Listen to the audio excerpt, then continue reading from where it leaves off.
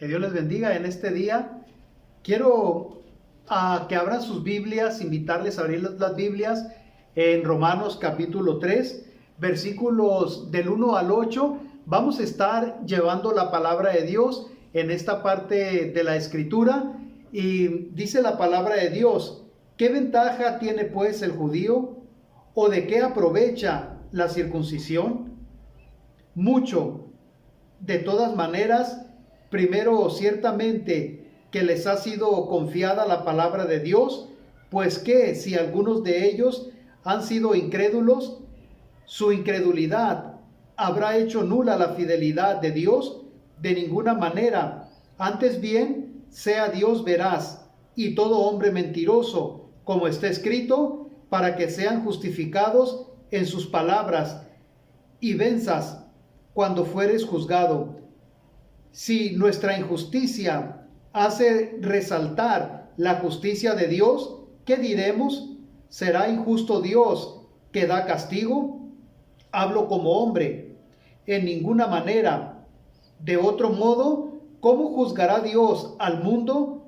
Pero si por mi mentira la verdad de Dios abundó para su gloria, porque aún soy juzgado como pecador, ¿y por qué no decir, como se nos calumnia, y como algunos cuya condenación es justa, afirman que nosotros decimos, hagamos males para que vengan bienes? En esta parte de la Escritura, el apóstol Pablo nos está hablando acerca del judío, acerca del cristiano, y sobre todo la ventaja de ser cristiano, la ventaja de ser judío. Y hoy vamos a ver qué ventaja tiene el cristiano, cuáles son las ventajas que tenemos nosotros como ser cristianos. Así como le hacen a Pablo esta pregunta: ¿qué ventaja tenemos de ser judíos? Y esta es una pregunta muy importante, porque nosotros a menudo nos hacemos preguntas a nosotros mismos: ¿cuáles son las ventajas, los beneficios que tenemos de ser cristianos, de ser miembros de una iglesia? Y desde los tiempos de Pablo, todos querían tener ventaja de su raza, nacionalidad, religión, estatus social. Pablo no explica claramente cuáles son las ventajas, pero también las responsabilidades de cada persona en cuanto a religión y cómo llevar nuestras vidas delante de Cristo, el que dio su vida para que fuéramos salvos y liberados. Y aquí el apóstol Pablo nos explica cuáles son esas ventajas que nosotros tenemos como cristianos, así como los judíos también tenían ventajas, y les contesta a los judíos cuáles eran sus ventajas de ser judíos. En primer lugar, ¿qué ventaja es ser judíos? En los versículos del 1 al 4 habla de esas ventajas, y una de las ventajas que el apóstol Pablo, y lo menciona con una palabra, dice: el judío tiene muchas ventajas. Y estas ventajas eran ventajas que tenían por ser parte del pueblo de Dios. Por ejemplo, la circuncisión era una gran ventaja, ya que la circuncisión era parte de la ley y solo era exclusiva y solo era para los judíos, no era para los gentiles, era solamente para el judío el tener la circuncisión, porque era solamente para el pueblo de Dios, para el pueblo judío. Era como una regla, una ley que estaba establecida en la ley de Moisés, que todo varón debería de ser circuncidado. Era parte de la ley y solamente era para ellos. Así que era una ventaja muy especial, muy importante, y hasta en esa ocasión era exclusiva, y los judíos deberían de sentirse halagados, contentos, muy felices de haber sido parte de este pueblo y de ser circuncidados, porque la ley así lo establecía. Ahora, hoy solamente la circuncisión es para toda la persona que la quiera tener, pero solamente hoy no es por ley, no es, aunque los judíos se circuncidan todavía, pero ya no estamos bajo la ley, ahora estamos bajo la gracia. Ahora una persona que se circuncida es solamente por higiene del varón, para tener higiene, para no tener infecciones, pero antes era solamente para el judío. Y qué importante es, ¿verdad?, esa ventaja. Ahora, hoy, nosotros podemos circuncidar a nuestros hijos si así lo queremos, y si no, no pasa nada, todo está bien. Aunque los judíos todavía en la actualidad, ellos siguen circuncidando a sus hijos varones, porque mucha gente del pueblo judío o de esa raza judía siguen todavía creyendo en la ley y siguen todavía la ley de Moisés, porque muchos de ellos todavía no han aceptado a Cristo en su corazón. Pero si la gente hoy se circuncida o no, no pasa nada, todo está bien. Ahora, guardar la ley, ser parte del pueblo de Dios, era otra ventaja. Ellos guardaban la ley y era una ventaja para ellos. Ser parte del pueblo de Dios también es una ventaja. Llevar las bendiciones de sus generaciones. Los judíos eran personas que llevaban las bendiciones de generación en generación. Y esa era una ventaja muy grande, muy especial. Y también otra ventaja para el judío era ser escogidos por Dios, ser el pueblo de Dios. Y creo que también es una ventaja que tenemos hoy los cristianos, desde al aceptar a Cristo, formar parte de ese pueblo de Dios. Y también otra ventaja que tenemos los cristianos es que cuando muramos vamos a ir con el Señor al cielo, los que han aceptado a Cristo como su único y suficiente Salvador. Y otra ventaja que tenemos los cristianos hoy en día es que podemos orar, podemos leer su palabra, podemos estar en la presencia de Dios y disfrutar de las bendiciones de Dios. Ahora, ¿qué ventajas es ser cristiano desde niños?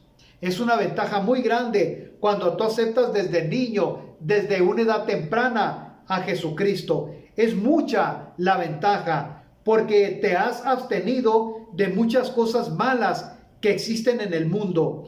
Por ser un cristiano desde pequeño, Dios te ha escogido y eso tiene mucha ventaja, ya que no has batallado tanto en la vida como lo que se convierten ya de adultos y han vivido una vida de pecado. Hay personas que han aceptado a Cristo ya grande, que han sido borrachos, drogadictos, que hombres que han sido mujeriegos, que han vivido mal y llegan al conocimiento de Dios y tienen un cambio sorprendente en su vida, pero están batallando con las tentaciones, están batallando con su vida pasada. Sin embargo, cuando alguien acepta a Jesucristo desde una edad temprana, entonces no tiene todo ese tipo de tentaciones, no tiene todos esos cambios, ¿verdad?, que existen cuando aceptas al Señor, porque desde pequeño has conocido a Dios, tus padres te han enseñado la palabra de Dios, lo has conocido desde esa edad temprana y has ido a la iglesia, te has aprendido a orar, a leer la palabra, has ido a las clases de la escuela dominical, has ido a las escuelas bíblicas de vacaciones, pero una persona ya adulta que ha sido sacada del fango, pues ellos no, ¿verdad? No tienen esas ventajas, aunque tienen las ventajas de que al morir van a ir con el Señor y de que ahora pueden gozar también de las bendiciones de Dios, pero es diferente. Por eso vemos en la palabra de Dios que ser cristianos desde pequeños es una gran ventaja. Ahora en el versículo 5 hay una pregunta bien importante. ¿Es Dios injusto? Es una pregunta también que hace el apóstol Pablo. ¿Dios es injusto? ¿Que da castigos? Mucha gente dice Dios es injusto porque da castigos. Y dice Pablo, yo hablo como hombre, estoy hablando como hombre en esta parte, porque a veces veo que Dios castiga a las personas y la gente se dice, ¿es Dios injusto? Y he escuchado muchos cristianos que dicen, Dios es injusto porque me ha pasado esto, ha pasado lo otro, me han pasado cosas muy malas en mi vida. Muchos han dicho, he perdido mi matrimonio, he perdido mi casa, he perdido mi trabajo. Muchos han dicho, me han matado a mi hijo. Entonces, Dios es injusto, dice mucha gente. Pero Pablo dice, yo hablo como hombre, ve las cosas como hombre, como un hombre material, no como un ser espiritual. Y también dice Pablo, podemos pecar por excusas para que la gracia abunde, podemos ser pecadores. Entonces Dios es justo. Hacer lo malo no es justo, hacer lo malo no es bueno. Maquinar el pecado no es justo, y Dios castiga el pecado de una manera especial que a la gente no le gusta, porque dice Romanos 3:23 que por cuanto todos pecaron y están separados de la gracia de Dios, y la paga del pecado es la muerte, no la muerte física, es la muerte espiritual. Y cuando tú pecas, entonces tú empiezas a morirte espiritualmente. Ahora, Dios no es justo, Dios no es injusto, porque Él nos ayuda a salir adelante en cada momento de nuestros problemas. En 2 de Timoteo 1:7 dice, porque no nos ha dado Dios espíritu de cobardía, sino de poder, de amor y de dominio propio. A veces decimos, pues yo voy a pecar para que la gracia sea más grande. Voy a cometer errores, voy a hacer adulterio, voy a emborracharme, voy a robar, voy a hacer lo que me dé la gana. Al cabo que Dios me perdona los pecados. Y eso no está bien, porque Dios quiere que nosotros seamos personas entregadas a Él. Y Él nos ha dado herramientas para que nosotros nos podamos alejar del pecado. Muchos cristianos dicen, es que no soporté la tentación. Pero aquí dice en Timoteo que Dios no nos ha dado un espíritu de cobardía, sino de poder y de amor y de dominio propio. Nos ha dado ese poder para que nosotros podamos dominar las tentaciones, que podamos salir adelante en cada una de las tentaciones que el enemigo nos manda. En 1 Corintios 10:13 dice, no nos ha sobrevenido ninguna tentación que no sea humana, pero fiel es Dios, que no nos dejará ser tentado más de lo que podemos resistir. Así de que no va a haber una tentación humana en la cual no podamos resistir, sino que todas las tentaciones las podemos nosotros resistir. Por eso Dios nos ha dado ese poder y nos ha dado las herramientas de orar, de leer la Biblia y de mantenernos alejados de la tentación. Es como el drogadicto cuando va y busca la droga, pues él mismo está buscando la tentación. Después la prueba y dice, caí en tentación. O el borracho o el alcohólico que dice, ya no voy a tomar, pero va y busca el alcohol, o tiene en su casa el refrigerador lleno de cerveza, tiene una barra ahí. Entonces, claro que en cualquier momento va a volver a caer. ¿Por qué? Porque tiene ahí la tentación y está coqueteando con la tentación. Por eso debemos de alejarnos de la tentación, y el Señor no nos manda una tentación que sea más fuerte que nosotros, sino que siempre nos va a dar la salida para salir adelante. Dios no es injusto, sino que el hombre tiene todas las herramientas para seguir adelante con las tentaciones al pecado. Él nos da la salida, la fuerza y las herramientas para vencer cada una de las tentaciones.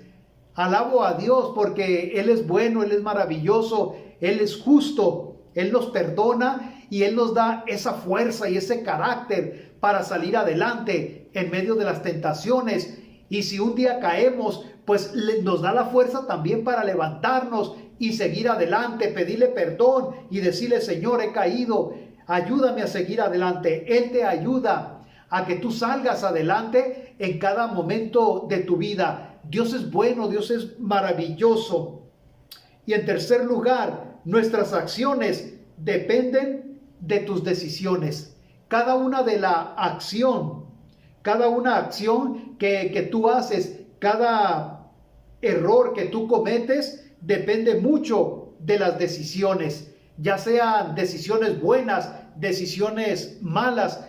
Si tienes malas decisiones, tomas malas decisiones, entonces vas a tener malas acciones. Por lo tanto, aquí el Señor nos anima y nos invita y nos exhorta, el apóstol Pablo, para que tomemos buenas decisiones, ya que el Señor es un juez justo y Dios juzgará con justicia. Por ejemplo, la mentira, Él la va a juzgar como una mentira. A veces decimos mentiras y queremos que Dios nos juzgue como que si no hubiéramos dicho ninguna mentira. En Hechos capítulo 17, 30 al 31, dice: pero Dios, habiendo pasado por alto los tiempos de esta ignorancia, ahora manda a todos los hombres en todo lugar que se arrepientan, por cuanto ha establecido un día en el cual juzgará al mundo con su justicia, por aquel varón a quien designó, dando fe a todos por haberle levantado de los muertos. Dios juzgará la verdad. Dios juzgará la verdad. Y también, ¿puede el mal producir algo bueno? Claro que no. Las cosas malas van a producir cosas malas y las cosas buenas van a producir cosas buenas. Por lo tanto, aquí nos invita el apóstol Pablo a que Dios, si Dios nos va a juzgar por lo bueno y lo malo, pues hagamos lo bueno para que Dios nos juzgue por las cosas buenas que hemos hecho, por la verdad que hemos hecho. Ahora, ¿puede el mal producir algo bueno? El hacer trampa, el engañar, son cosas malas que hacemos y que tarde o temprano nos va a ir mal. Entonces, el hacer trampa, el engañar, entonces todo eso nos va a producir cosas malas. El pueblo le cree. Existen falsos predicadores que mucha gente les cree.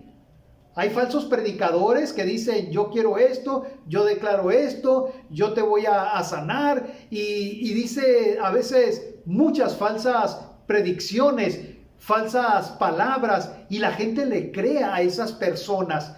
Nosotros debemos de creer lo que dice la palabra de Dios, lo que está establecido en la palabra de Dios, y cuando escuchemos un predicador muy elocuente, pues veamos si lo que está diciendo es de la palabra de Dios y en realidad es una verdad, porque hoy en estos días se han levantado muchos falsos profetas, muchos falsos predicadores que solamente están predicando mentiras, y ahí debemos de estar teniendo cuidado. Pero muchas veces el pueblo cristiano les cree a esos falsos predicadores porque son muy elocuentes y se van tras la finta de ellos, tras la palabra que ellos les dicen, y el pueblo les cree. Ahora, la serpiente era muy astuta y engañó a la primera pareja, y la primera pareja le creyó. ¿Por qué? Porque ellos lo sedujo, la dulzura de las palabras, la mentira, el engaño, lo sedujo y cayeron en la mentira y cayeron en la tentación. ¿Por qué? Porque ellos se alejaron del propósito por el cual Dios los había puesto en el huerto del Edén. Y así muchas personas van a ser engañadas. Por eso, entre más cerca estés de Dios, entre más te acerques a Dios, vas a tener más oportunidades para alejarte del mal y para no caer en las trampas del enemigo. Dios es justo y Él nos juzgará de acuerdo a lo que hayamos hecho. No podemos decirle: Señor, yo hice lo correcto y me juzgas como incorrecto. A Dios no lo podemos engañar. Dios conoce tu vida perfectamente. Él sabe lo que tú haces en lo oculto y en la luz. Él te conoce porque Él te formó y Dios está en todas partes. A Dios no lo vamos a poder engañar, ni tampoco le vamos a poder reclamar: Señor, tú me estás juzgando por algo bueno que yo hice. No, el Señor te va a juzgar de acuerdo a lo que tú hayas hecho. Si has hecho verdad, si has hecho mentira, si has hecho lo bueno o has hecho lo malo, el Señor te va a juzgar correctamente. Todos tenemos ventajas, pero el pecado es una gran desventaja que tenemos los cristianos, por lo que se nos invita a renunciar al pecado. Renuncia, hermano, al pecado, renuncia a lo malo y llegar a la cima de la montaña de Dios. Pero para eso necesitamos disciplina, morir al pecado y vivir para Cristo, no pecar para que la gracia abunde. Aquí en Romanos nos dice: ¿pecaré para que la gracia sea más grande? Claro que no, sino que debemos de dejar el pecado a un lado y entregarle nuestra vida al Señor y decirle: Señor, ayúdame para no caer en pecado. Vivimos en las ventajas que tenemos como cristiano: una vida apartada del mal en santidad, una vida que agrada a Dios. Apartémonos del mundo y vivamos para Él.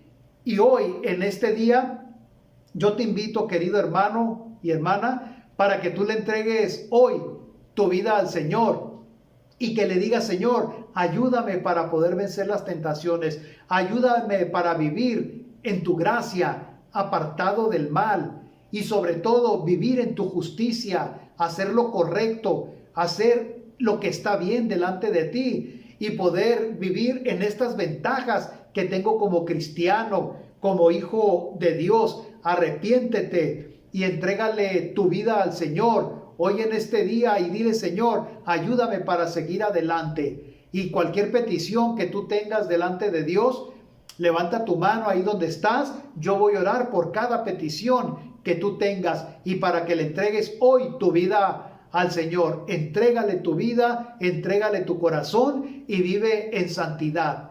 Padre, te doy gracias en este día, Señor, que tú me has dado, por el cual, Padre, tu palabra ha sido predicada. Y yo te pido, Señor, que ayudes a cada uno de mis hermanos y hermanas para que hoy se arrepientan de sus pecados, Señor. Perdona, Señor, cada uno de los pecados. Límpianos, Señor, de todo lo malo que hemos hecho y ayúdanos para vivir una vida en santidad, apartada del mal, Señor. Vivimos en el mundo, pero no somos del mundo, Señor. Ayúdanos para siempre dar testimonio de que tú vives en nuestros corazones. Y también te pido por cada petición, Señor, que mis hermanos tengan hoy delante de ti. Yo te pido, Señor, que tú contestes las peticiones, que tú, Señor, sanes a los enfermos, sanes a los que están en los hospitales, sanes a aquellos que tienen el COVID-19.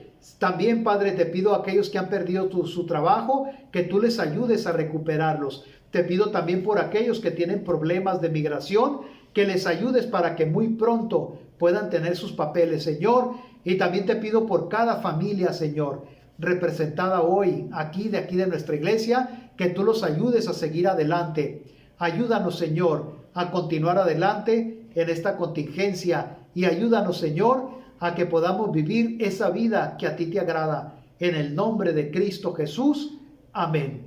Hermanos, que Dios les bendiga y que Dios les guarde.